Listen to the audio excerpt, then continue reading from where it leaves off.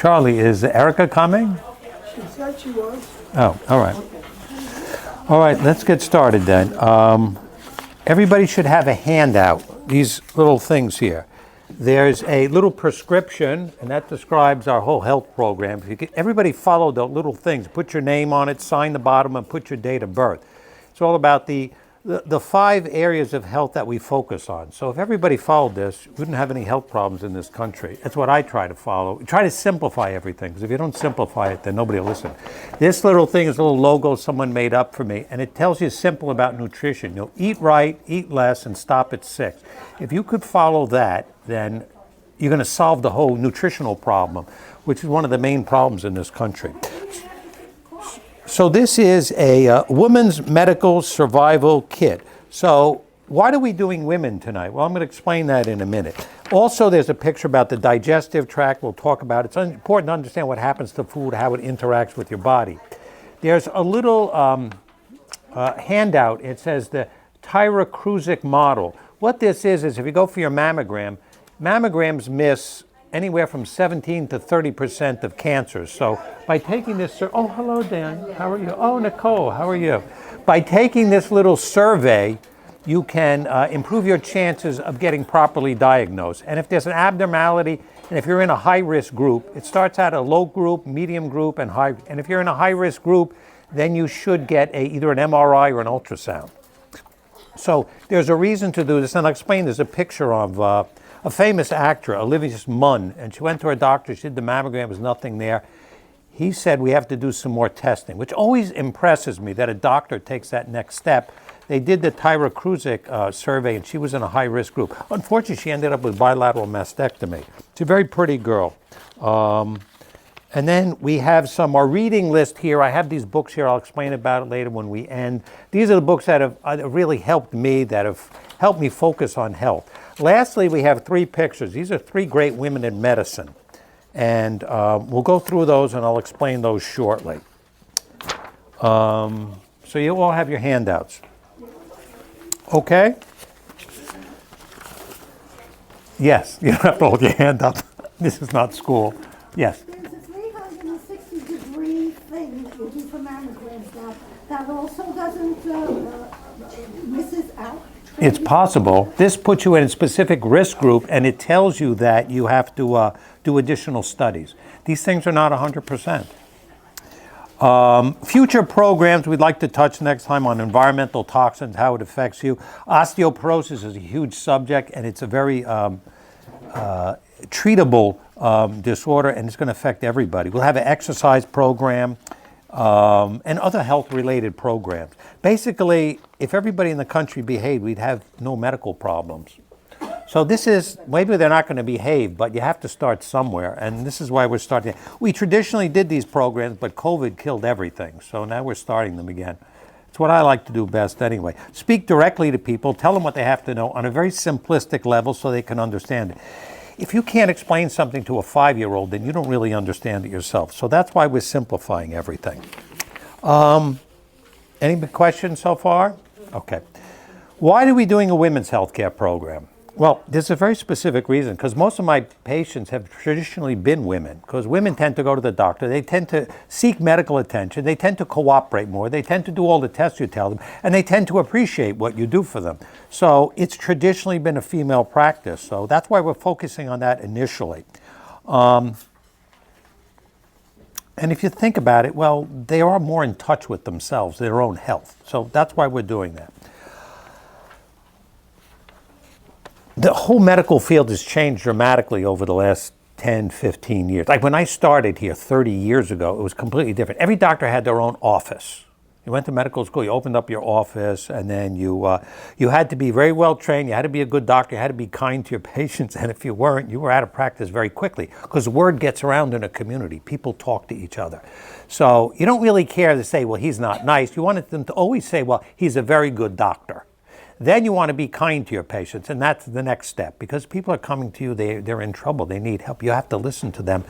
And so they want to see that kindness. And that's really a tradition in medicine. And doctors traditionally, not everybody paid for their visits. They didn't have any money, so They took care of people that didn't have to. So you didn't go into this field if you wanted to harm people. But the whole field has changed now. It's all like a profit-driven thing, and it's a real mess now. So it's just become expensive, dysfunctional, complicated, and it's become heartless. And there are not a lot of doctors' offices left anymore. All these doctors are working for big groups, and I can tell you they're all miserable because I talked to them. They didn't sign up for this thing. They're not want to be told what to do. Every day they review their charts. What did you do today? Somebody's sitting behind a computer to tell you what you did right. You didn't order enough tests. You didn't do this right. Like, you can't do that to a doctor. And another thing is electronic medical records. You waste all the time filling out these ridiculous questions, and the doctor's not even doing it. Somebody else is doing it. So you're not actually interacting with the patient. The single most important thing, and what I do as a doctor, is to get the history from the patient. Like, what's going on? What do you think is going on? How do you feel? And to really get the story from them. That's a history and physical. I'm an internal medicine doctor. That's what I do. I'm not a surgeon. I'm not a cardiologist, not a neurologist. I got to sit and listen to them and really filter through everything they're telling them and then figure out what's going on.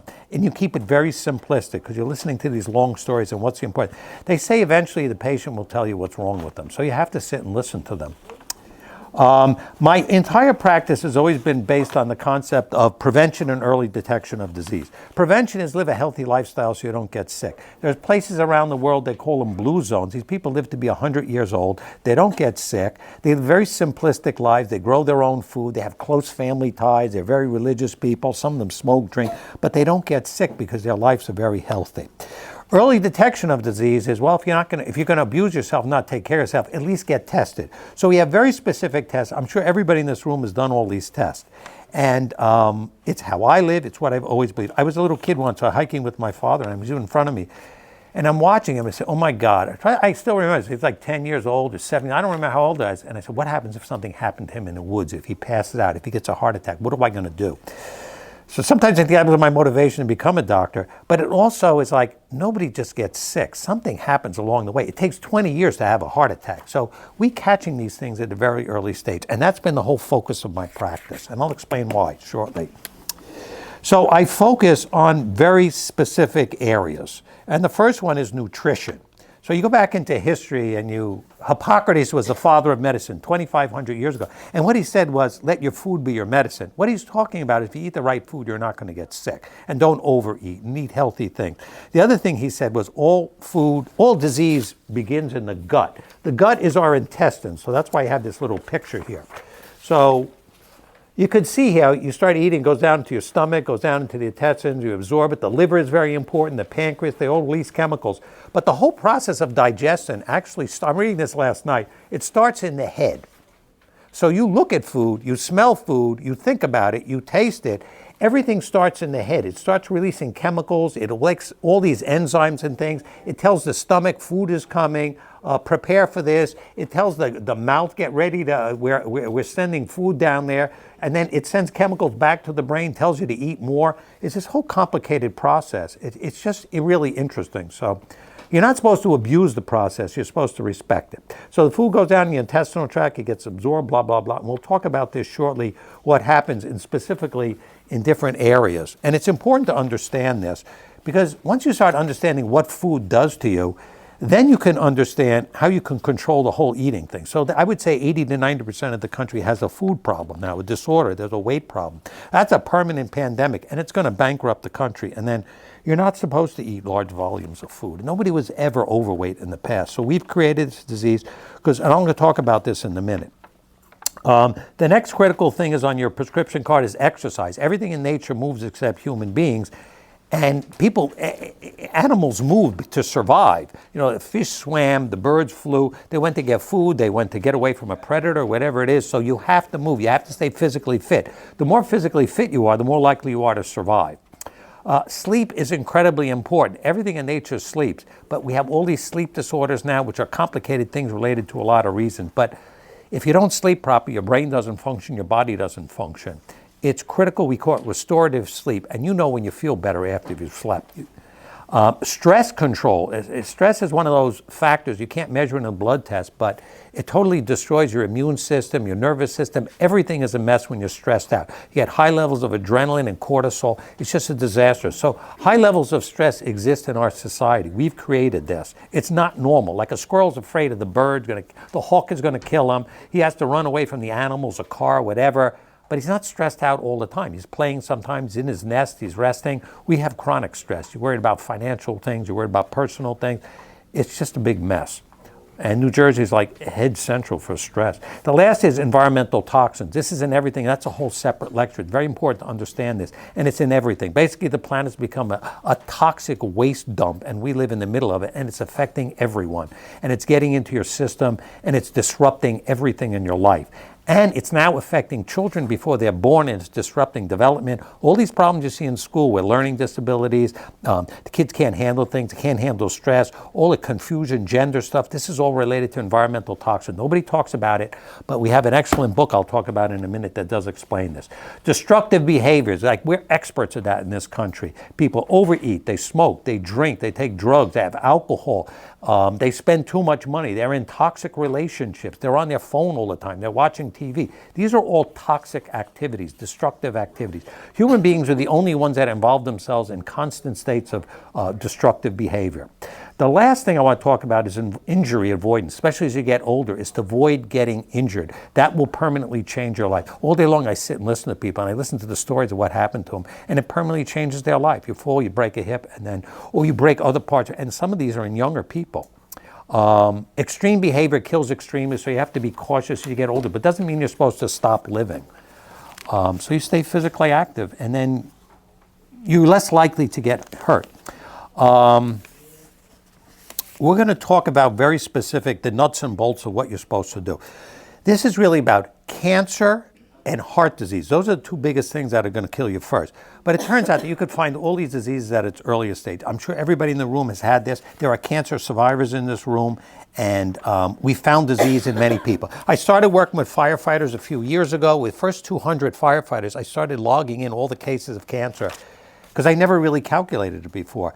Most cases were in the thyroid cancer, kidney, prostate, colon, thymus gland, interstitial lung disease. Then we started finding other diseases while we were doing all these tests that had nothing to do with cancer or heart disease. We call these incidental findings, but you have to work up all these problems. And one of the biggest is autoimmune disease. There were 26 cases of autoimmune disease in very early stages. That's when your immune system starts to, instead of protecting you, it actually starts to attack your body from the inside. Diseases like lupus, psoriasis, multiple sclerosis, and you hear commercials for this on television at night. These diseases are on the rise, and we've actually caused these. And if we actually talk about how to there's a picture of the lady in the wheelchair. Her name is Teresa Walls, and she had multiple sclerosis, which is an autoimmune. It destroyed all the nerves in her head. She actually reversed the disease, mostly with diet and some electrostimulation. Rheumatoid arthritis is another one. But at the bottom, we had 2 cases of Lyme disease, which is interesting because these people lived in the city and they never left the city. It turns out they had dogs that were infected ticks. That's how they got sick. At the bottom, it said related diseases. Oh, you don't have these handouts. They're not ready for a publication yet. At the bottom, it says related diseases. So this is the other things we found.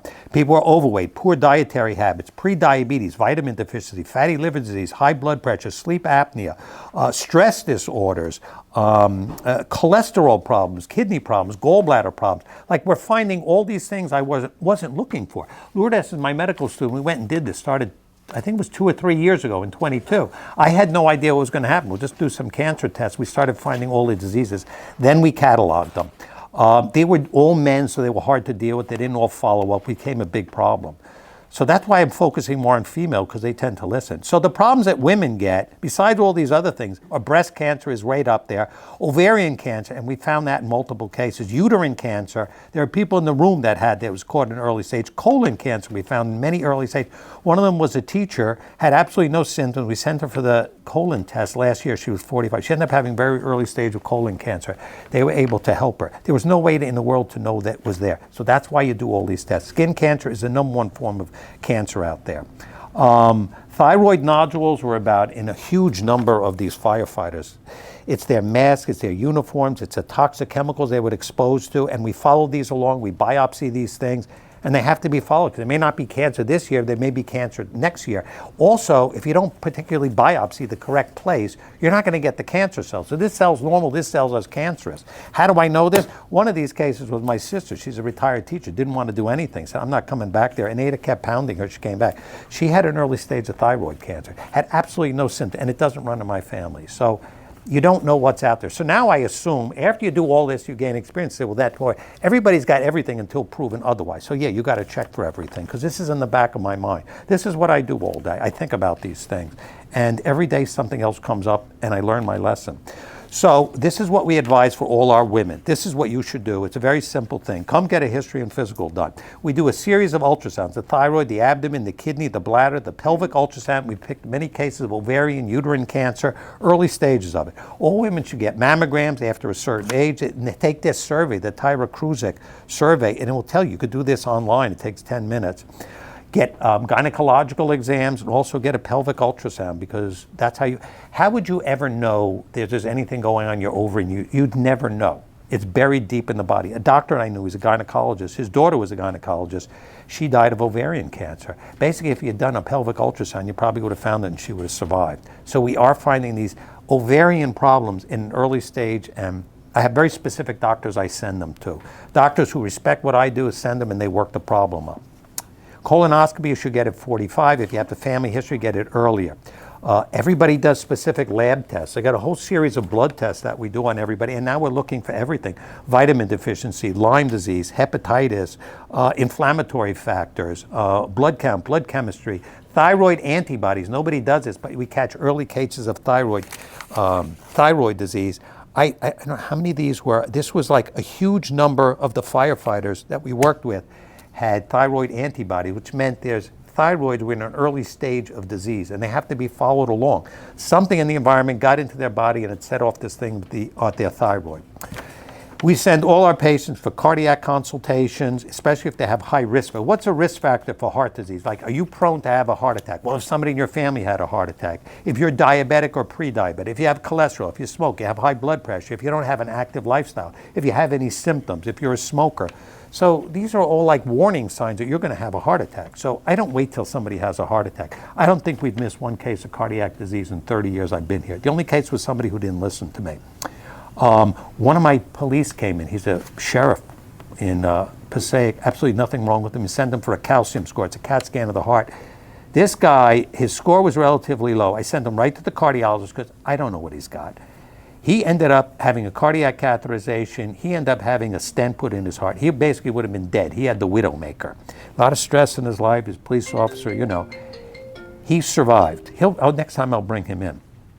So to me, and the guy, you know, he thinks I'm a great doctor. This is a simple test. Calcium score should be done in women at the age of 50, and men at the age of 45. You have risk factors, do them earlier. These tests are not 100%, but they're pretty good because we picked up a lot of stuff. If you're a smoker, you should get a CAT scan of your chest. These are low radiation scans. This is occupational exposure if you're in a toxic environment. Dermatology, skin cancer is the most common cancer. She's a dermatologist. Dental health, we talked about this before. One of the most critical, underrated parts of your body. You should clean your teeth, brush your teeth, use floss on your teeth, and it should be done on a regular basis. Ophthalmology, see the eye doctor, get your feet checked, all these things. And this is the whole series of blood work. So I've really designed the blood test to focus on all these diseases that I'm looking for. Is this all-inclusive? It's 100%? No, it can't be. So you sit and listen to it, and if I don't know something, I send them to a specialist. And I have a whole series of doctors that I use. Doctors that listen to me, pick up the phone. I don't have to call their offices, I call them directly. So how do you start doing all these things? Well, as I said, women are more likely to go to the doctor. So we go through this whole routine with everybody, and we do all these tests on everyone. We recommend that they do them. You don't wait till you get sick. You get these things checked before you have any symptoms. Changing human behavior is the hardest thing to do. Why is it so hard to change behavior, like your habits? There's something inherent in human beings and everything in nature. Once you figure out how to do something, you just keep doing it the same way. If smoking makes you feel good, so you just keep smoking. If overeating makes you good, so you keep overeating, because it's not killing you in one day, so you keep doing it. To stop doing that is very hard because you're changing what functions in your brain. There are very specific ways to stop doing this. And these are things that I do in my own life every day. I sit and I write notes to myself all the time. Well, you have to stop doing this, it's going to kill you. One of the latest things I saw, I just stopped the whole TV thing. TV is like so destructive. The commercials are all for food. The television's addictive. Like, this is like a total waste of time. And there's such, you know, that's not like on an intelligent level. So you just cut it out of your life and then you don't eat. All those commercials are for food. They entice you to eat, go get something. It's all these messages, and they're all the wrong message. And I tell everybody, you have to find the 18-year-old that's inside of you. And I still think about this, what I was when I was 18. I was in high school. You fall in love the first time. You do everything you want. You have no responsibilities. You play. You do all this stuff. But what happened to that person? In life, you get beaten up. Horrible things happen to you. Personal problems. You get sick. All these things. So that person's still alive in you. You just have to find them. And how do you find that person? Well, spending time by yourself, writing notes yourself, doing exercises, eating right food. Once you start feeling better about yourself, you realize I have to take care of myself. Then you start getting in touch with yourself. And I want to talk about something about fasting later, how important it is, and something I do, and I think it is very important, and I think helps you get in touch with yourself and understand how your whole intestinal system, your digestive system works. Because there's a huge connection between the brain and your digestion. Did everybody get something to eat? Okay. Well, we have to feed you and entertain you. Everybody's going to get old. Getting old is a chronological thing. You got to define these words. Like, oh, he's all old and broken down. Well, he is older, but it doesn't mean he's broken down. Broken down is when your aging process, when the systems start to fall apart. So you don't want to age. You want to get older. You want to do it gracefully. And you want to stay physically active. And you want to have a productive life, because there's no such thing in nature that retires and goes into its nest and does nothing. It doesn't exist. You have to be productive your whole life. And women tend to always be productive in that sense. They're always taking care of somebody. They're involved with their families, their grandchildren. All these things they're constantly doing. And they know how to take care of themselves. They know how to cook, clean, shop. And men don't know how to do these things. And you have to learn to be independent. So the real priority in your life has to be, and this happens as you get older, is yourself. Because who's going to take care of me? And that's a big thing. That's a big thing with my senior citizens. Don't take my license away. I don't want to lose my independence. Don't take my driver's license. This is a big fear for them. They don't want to get demented and forget things. So this becomes a personal priority. And you start thinking about yourself, because you gave your life to everyone. Now, this is my time. And I think there's something else. You can't depend on others, and you're not supposed to, because nothing in nature depends on anything else. Everything in nature depends on itself. The squirrel has nobody helping him. There's nobody going to deliver him food. There's nobody going to take him to the hospital when he falls. He depends on himself, so he takes care of himself. He doesn't get hurt. He protects himself. When you depend on others, two things happen. First, you waste your time and get disappointed. And that second thing, you get disappointed, like, who needs this? So it's like you're in the ocean. You got to save yourself. You ever get lost in the woods? I did once. Not that long ago. I was hiking it as I got lost, and I lost the trail. I had nothing with me. I did a stupid thing. I had nothing with me. It was raining out. So I said to myself, okay, jackass, whatever you do. No, I remember this. Don't fall. And I had my walking stick with me, because if you fall, they're never going to find you. And I probably would have died that night. And this was pretty recently. And I finally found the trail. I was going in the wrong direction, completely disoriented. And I knew where the trail was. And I said, okay, if I go this way, I know where it's going to go. I go that way, I know where it's going to go. And I started hiking out. And I finally came to a shelter. So I go in the shelter, and there's a guy in there. He's what you call a through hiker. This was on the Appalachian Trail. It starts in Georgia, goes to Maine. And these guys are through hikers. So he said, hey, what's going on? And I told him, a little bit got lost here, blah, blah, blah. And he had all these maps, but they were on a computer, and he couldn't get a signal, all this nonsense. And I was like shivering. And he was just, well, he says, what are you going to do? I said, I don't know, I guess I'm going to stay here. I was freaked out. I was just all right, I'm going to walk you out of here. Wow. So he put his light on, and we walked him out, and we talked, and he told me who he was and what he did. And when we finally got to the parking lot, I said, I really want to thank you. I told him I'm a doctor, I do a really stupid thing, all this stuff. And I said, anything I could do for you? He said, no. It's been my honor to help you. So I learned that day, you got to take care of yourself, but don't get hurt. That's a huge thing. So I stretch every day, I exercise every day, I do light weights every day, I run every day, because I don't want to end up all broken down. And we're going to do stupid things, and things are going to happen no matter what happens. And I moved a couple years ago, and I'm moving, this is like late at night, I'm still moving. I slipped and I fell on my hand, I broke my wrist, and I was like, what are you doing, stupid? You could have broke your hip. So I just stopped at that point. And then my wife came pulling up the driveway, I'm laying on there, what the hell are you doing? And I had a cast on for 6 weeks. It's like, so then I learned from that. I'm going to point something out. The human body was never made to break down. So it's evolved over millions. Is my medical student Nelson here? Him, he's a great man. It's never evolved to break down, and it fixes itself. But the better you take care of yourself, the more in touch you are with yourself, you're going to heal better, and that's critical. So I'm reading this thing, and this is why I'm doing this break. I say, well, how do you really heal? Like, what causes you to cut your finger? It heals. So they actually went and read what happens, and there's a series of steps, but they tell you physically what happened, the physiology of it, the mechanism, but what's this thing, this divine thing that you heal?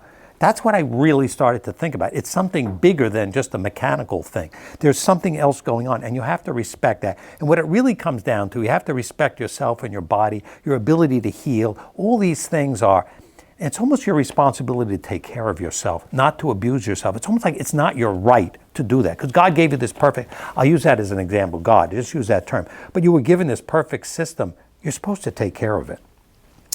As I said before, we're the only ones that do self-destructive activities. So if you want to come away with anything tonight, it's just like eat right, get fit, and that's it. That's all you really have to know. The first thing on that list there, the prescription, I'm almost done here. Then we're going to do a cooking demonstration. The first thing on that list is nutrition. And nutrition is important because that's what you're eating. And everything you put in your body is either going to help you or hurt you. So why would you eat something that's going to hurt you? So last Sunday I fasted. I didn't mean to. I went to a party Saturday night. I ate too much, and it's like, I didn't eat too much. I just ate very selectively. And there was a guy there. There was all this food later. He was a very heavy-set guy. And he goes with this spoon and he's putting all the pasta on his plate. He comes back 3 times. Finally, this lady's next to me. She's a little older. She's in her 70s. She says, "Why don't you leave some for somebody else?" This guy turned around. He couldn't believe somebody would say that to him. Then he didn't know what to do, put the food back. I don't know. Then he goes and tells the host, "That lady over there is talking to me." And I said, "Teresa, you did the right thing." Nobody would say anything, but that's the right thing. He's overeating. He doesn't even know what he's doing. He's overweight already. He looks horrible. Like, why are you doing this to yourself? So I fasted, and I think that's why I fasted. I don't want to be that guy. So I didn't eat for 24 hours. Then it's 9 o'clock the next night. This is last Sunday. And I'm still working, preparing all this stuff. And I said, well, I'm not going to eat till tomorrow. So how do you feel? You just drink water. How do you feel when you do this? This is what you're supposed to do. People did not eat every day. There were Native Americans, Indians living here for thousands of years. There's animals here. They don't eat every day. You're not supposed to eat. And when you're not eating, important chemical reactions go on in your body and your brain to heal yourself. Imagine you had a party in your house. Everybody trashes your house up. You kick them all out at 10 o'clock. But then you clean up afterwards. This is exactly what your body does when you're not eating. It cleans everything up. This is what you're supposed to do. Everything in nature does except us. We're the exception. We're doing everything wrong. This healthcare system is a disaster. They promise you things. There's not going to be any healthcare for anybody in the future if we continue this way. So my message is you can't change that system. They're busy advertising food, telling you to eat everything, make you sick. You have to stop and say, this is not going to happen to me. I'm not doing that. And so by fasting, you teach yourself this discipline. It's really a habit. You start to feel better. So I'm driving to work Monday morning. I had some guys coming in. He was one of the major firefighters. I wanted to be there on time for him. So I didn't eat any. I know what my breath smelled like, so I had a mint while I'm driving. And I hadn't eaten for 36 hours. That mint, it started to change the chemical reaction to my body, and I started to feel different because you started the whole digestive process. And it starts in the brains with the stomach, releasing acid, sending chemical messages back and forth. So I actually felt better when I didn't eat. And that's a normal thing to do. So the message here is, if you can, you should fast once a week. It's in every major religion, and it's there for a reason. It's a natural, healthy thing to do. Cavemen fasted. They did not eat food every day. How hard it is to catch an animal. They have bow and clubs, and throwing rocks at the animal. It takes forever. And as I said before, 80% of the population has a weight problem. I think it's 90%. And I go around in food stores. Sometimes I went to a Wegmans the other night. I was like, these people are terribly overweight. They're eating all the wrong foods. I'm watching their shopping because I didn't say anything. But once you're overweight, it sets off everything else. Diabetes, high blood pressure, cancer, heart disease, autoimmune disease, fatty liver disease, which is huge now. It's affecting a huge number of people. Kidney problems, hormonal diseases, thyroid problems, and it sets off chronic disease. When they talk about chronic disease, what are they talking about? You hear this term? Does everybody know what it means? Well, this is the problem. They never explain what it is. I don't even know what they're talking about half the time. Chronic diseases are very specific. A guy gets cancer and he's on chemotherapy for the next 10 years. It never heals, so he's sick all the time. A guy has heart problems, he's taking 1,000,000 pills, going to the doctor. A guy has kidney failure, he's on dialysis all the time. Somebody's got thyroid problems. Like, these are chronic diseases. Even being overweight is a chronic disease. So it's like you're living sick all the time. You may live longer, but you're sick. This is a miserable life. Who wants to live that way? You were not designed to live that way, because if you were out in nature, you wouldn't survive. You'd be dead. Something would consume you. You wouldn't survive. You couldn't get your own food. So this makes no sense. So live a long, healthy life, productive life, and then you die suddenly. Am I talking too much? No. So then it comes down to the question, what are you supposed to eat? I've been at this since I was 18. I didn't understand. My cousin was a nutritionist. Everything they tell you, it turns out, is completely wrong. So there's one guy, so I read all these books. I have to get an education. I never would have gotten interested in any of this stuff if it didn't affect me personally. So I was about 50, I wasn't feeling, I didn't know what the hell was going on. I had knee pain. I used to get sick in medical school. I had to take days off, my stomach, my head. I was like a mess. I didn't know what it was. It turned out it was gluten. And I didn't know that was it. Gluten is wheat, flour. So one day I got this cop in here, and he's telling me, you should read this book, The Wheat Bat. He was telling me about another cop. And I said, I don't know. So I went and got the book. I read it. And I went and tested myself. I had gluten sensitivity. I stopped that stuff. Everything stopped. My wife and I used to go to dinner. I'd tell her, we come on, honey, my stomach is making all kinds of noise. What is it? She'd listen to me. I don't know. It's like a disaster. What did you eat? Well, I ate everything. And it's not that it bothers you all the time, but it builds up in your system. It was gluten. So then you start reading these books. These books were written by doctors who were sick, healed themselves, and then they write these books in a very simplistic way to tell you what to do and what not to do. So it all made sense to me. Once you read one book, then you go to the next book, they're all saying exactly the same thing. So then I came to so what are you going to tell people to eat? I don't know. Do I have all these diets here? And I give these to everybody all the time. So it came down to this, is that this is our lifetime nutrition. Lourdes, my medical student, made this up for me. So you got to put everything down simplistic, because I put 10 things down there. So basically it should be a vegan, plant-based diet. They're easier to digest. It should be organic because there's less pesticides, toxins, and GMOs. Everybody know what GMO is? You take like a little beet and you change the DNA in it. Now it's a gigantic beet. That's like a mutant piece of food. Like, you're not supposed to eat that. So that's why you eat organic.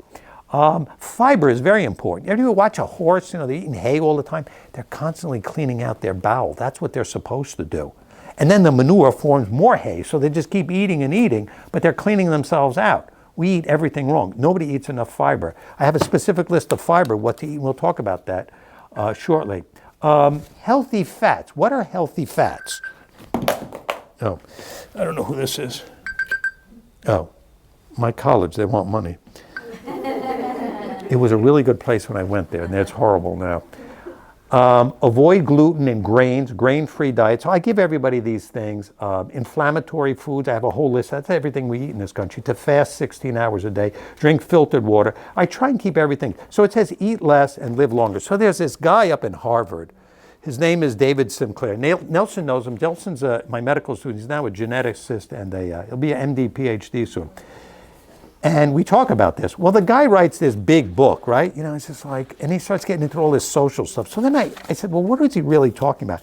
So I put about 10 things that he said. Basically, you need a certain amount of stress in your life, eat less food, eat plant-based foods, exercise high intensity so you get your heart moving. Cold temperatures are very important. Nelson and I were just talking about this, tolerance of cold temperatures. Restorative sleep, limit environmental toxins. So this whole book is here. So you keep reading these books, and they're all saying the same thing. So that's what I avoid. My cousin was a nutritionist. This is horrible. We had 9 cousins. It was Christine. She was the middle one. The prettiest, the nicest, the sweetest one. She ended up dying of breast cancer. We didn't really know what set it off. They lived in Paramus, and they moved there. And it turned out that the property they were on was a farm, and it was loaded with pesticides. It must have gotten into the groundwater. She died of cancer, and her father died of cancer. He was a doctor. He was the one that delivered me. It was just like, and there were multiple cases of cancer in Paramus, cluster cases, lymphoma and things, because it was farmland. Nobody knew this stuff, but we know now. There's a very good book about all of this stuff. It's called Our Stolen Future. I hope everybody will read it. Her picture's here. Her name is Theo Colburn. I'll undo the pictures in a minute. She talks about these environmental toxins. She was a zoologist. She was studying animals. She worked for the government. She had a nice little lady in tennis shoes. She could have taken a job out in the West and been a pharmacist, but she decided not to. She was studying these animals, and so she's studying them, and it turns out there's something wrong with everything in nature. She wrote this in the 80s and the 90s. All the animals were sick. They weren't reproducing properly. They had birth deformities. They weren't acting properly. They were dying quicker. They had cancers. These were birds, fish, mammals, alligators, reptiles. She finally figured out what it was, and everybody knew what it was. It was environmental toxins. This stuff, this planet is a toxic environmental waste dump. We're all living in, and it's affected every living thing on it. And what she found out was, everybody researched the toxins. They say they formed cancer. Well, it turned out it doesn't just form cancer. Like, these chemicals are like, you think they're going to obey what you tell them to do? They're going to do whatever they want to do. It turns out that all these toxic chemicals were also acting like hormones. Everybody knew this, but nobody had the courage to put this all together. She did. She wrote a book about it. It's called Our Stolen Futures. So these toxic chemicals are actually in the mother when she's pregnant, and they are affecting the development of the fetus. So all these problems in children, I see a lot of teachers, they explain to me, I honestly believe this is where a lot of it is coming from. You never saw these problems before. We created this problem. So how do you fix this problem? So at the end of the book, she's telling you all this horrible stuff. She passed away recently. She says very clearly, you should stop all animal products. This just means meat, fish, and dairy products, because that's where the highest concentrations are, because we're the top predators. So all this stuff is in nature, everything's eating everything else, and the toxins are concentrating higher and higher. So they found out, who do you think, they studied these Eskimos. They figured, well, these guys they're pristine, there's no toxins in them. So they started studying them. Well, it turned out that the Eskimos had the most toxins, and they were no longer able to reproduce. So why did they have the most toxins? It turned out that all they were eating is fish, blubber, whales, and seals. It had bioconcentrated in the fat cells, and that's what they were eating, to the point that they could no longer reproduce. The men's sperm count dropped. And the other Eskimos who lived on the mainland are getting food from the government and Cheetos and soda. It didn't affect them. They called them the PCB people, and they started to isolate them. So you start thinking about these Eskimos who are living this native life they've had for thousands of years, and you just destroyed that whole civilization. So I sit and think about these things a lot, and I think about, how is it going to affect me? So how do you get these toxins out of your body? Well, the first thing you do is you stop eating all that stuff. And she said, if you want to reproduce, stop all that stuff from the time you start menstruating until you end your reproductive years, and there'll be less in your system. And they said the highest level of these toxins are in mothers when they're breastfeeding, because the body's expelling it, and it's coming out, and the breast milk is fat. So it's directly affecting the fetus. But it's even worse, it's affecting during development. I want to go to these pictures, because this is really the crux of everything that I believe in medicine. And these were three great ladies in medicine, and they had tremendous courage. Kennedy was a president when I was a kid, and the whole world was different then. Everybody loved him, looked up to him, and he admired courage. He wrote a book about that, Profiles in Courage, and that was the characteristic he admired most. So the first picture is Frances Kelsey. It's this little old lady who worked for the FDA. She was a doctor and a pharmacist. She's actually Canadian, so she had some mid-level job in the FDA. So her job was to evaluate new drugs. So they were using a drug in Europe for pregnant women, for nauseousness and anxiety. Oh, it was a great drug. We use it. It really helps them. It comes to the United States. They wanted approval. They had to go through her committee. And she was one of the middle-level people. She's getting pressure from the government, the pharmaceutical companies, the doctors, the business people. They all want this drug because they can make a ton of money off of it, because it works. It relaxes them. She says, no, we have to do more studies. And she stood her ground. This was back in the 60s when you can get away with this. And she was one tough lady. She said, no, we have, she did it in a very polite way. No, we need to, because she had read an article that it could possibly cause problems. Those women that had taken this drug in Europe, 3 to 6 months later, the babies that were exposed to it were born. And there were massive birth deformities, such they had no arms and no legs. They had little hands coming out of the shoulder. The name of the drug was thalidomide.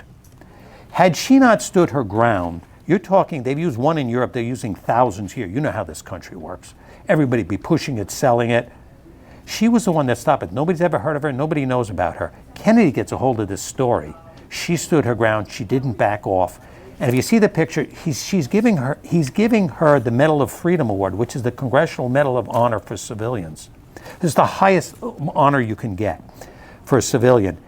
And Kennedy's looking at, this is before he was, he's looking at her and he's smiling because that's what everything he respected and he loved. And she gets this award. Here's the best part. She says, I'm not accepting this on myself, on behalf of myself, but on the staff and the team that worked with me. This is how humble she was, because they all helped her. To me, I heard that story, I read it in one of these books, and I never forgot it. And I guess that's who you're trying to be. If you need a role model, that's who it has to be. For women, for everybody. But she had courage. Well, women have a lot of courage. This is Theo Kohlberg. She wrote this book, Our Stolen Futures. Everybody should read this book. It's on the reading list. It was a bestseller. And it really tells you we're totally destroying a whole generation. And it just enlightened me to all this stuff about toxins. And then that led me into the whole thing with the firefighters and the toxins. And as I told you, all these diseases we found in them, it's just, I didn't think we'd do anything. Lourdes and I went there. I didn't think anything would come of it. We just took a shot in the dark.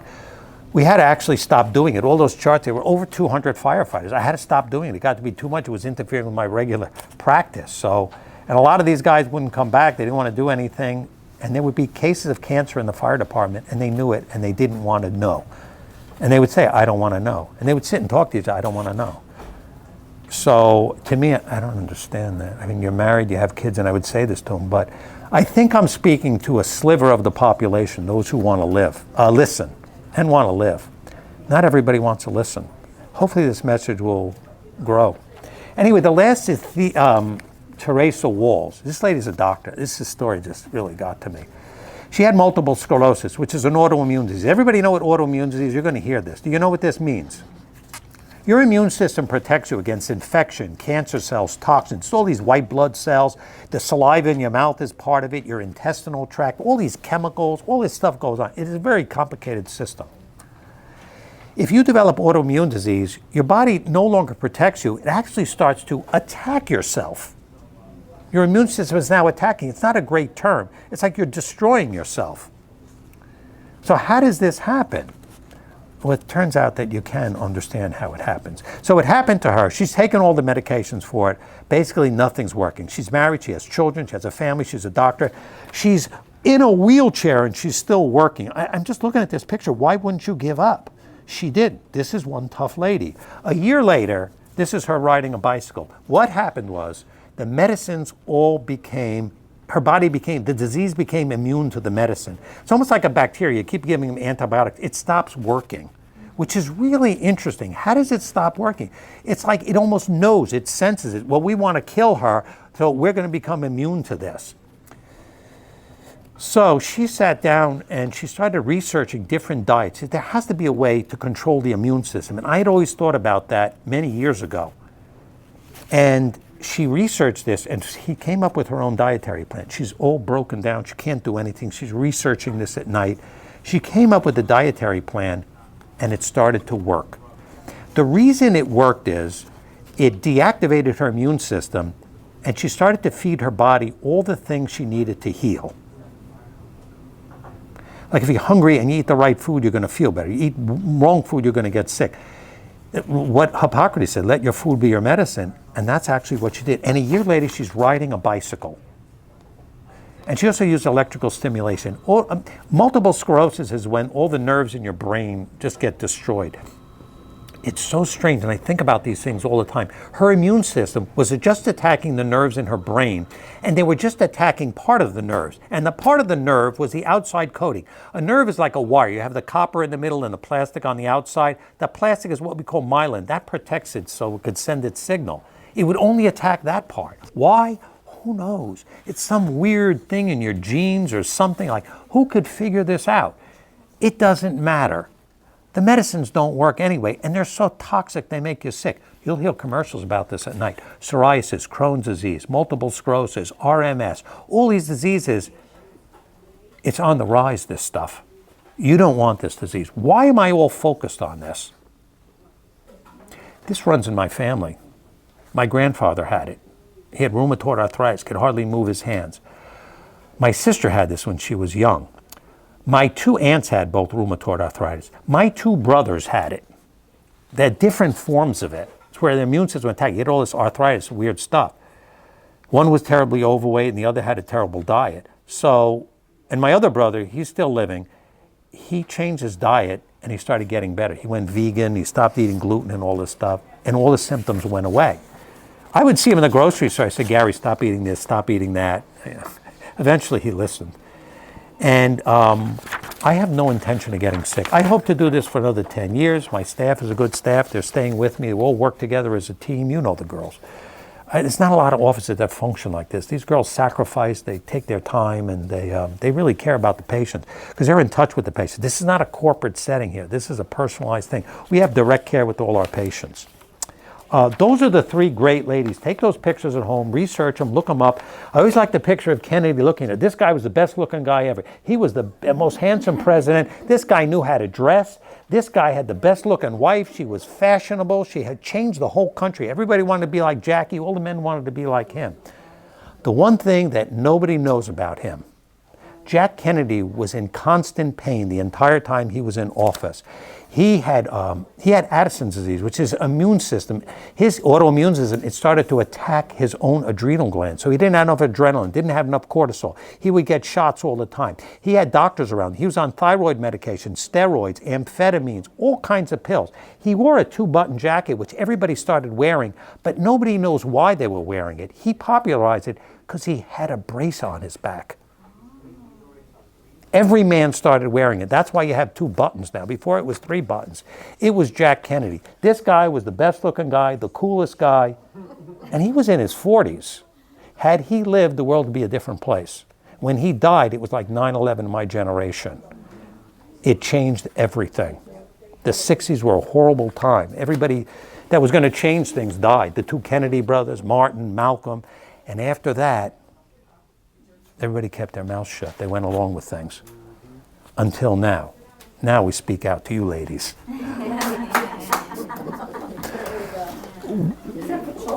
Listen, this stuff is not nonsense to me. This stuff all affected me. I'm a cancer survivor myself. I know what this is. Somebody comes in my office with cancer. This is not a joke. You don't beat cancer. You survive it. And every day you think about that. You're going for your test at the end of the month, checking your blood. You don't know. So you got 10 years left, make it productive years, maybe 20 years. You just don't know. Hopefully they'll come up with some other treatment for it. They kill all these cells. The immune therapy is the biggest thing where your own immune system now kills the cancer. Should we wrap it up?